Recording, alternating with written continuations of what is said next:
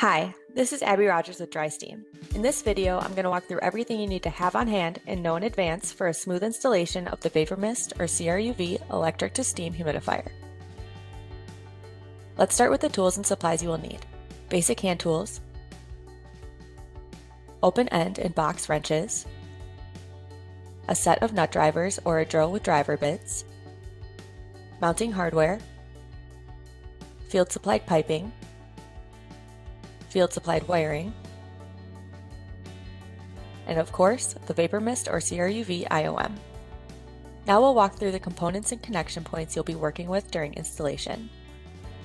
Required electrical power and field wiring as depicted in the IOM and wiring diagrams.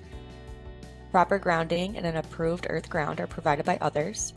Supply water and drain piping as depicted in the IOM. A fill valve supply water connection for tap, softened RO or DI water, steam hose, tubing or piping to dispersion, demand signal, transmitter, humidistat, VDC or milliamps or backnet control and monitoring, airflow proving switch, duct tie limit, and the installation may be multi-tank units or standalone humidifiers. Before you head out to the installation site, here are some things you should verify. The installation location is clear, with clearances as shown in the IOM, power, water, and drain connection points have been installed and are operational, that you have the IOM and a USB stick with the current controller firmware version, and that you have Ethernet cable and a laptop in case you need a direct connection to the VaporLogic controller board. When everything at the worksite is ready to go, installation will take 1 or 2 workdays, depending on the system. Once installed, fill and startup time will vary depending on the application and system size, ranging from 5 to 15 minutes.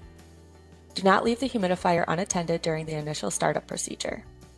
Now you have all the information you need to properly prepare for a smooth installation of the Vapormist or CRUV electric to steam humidifier.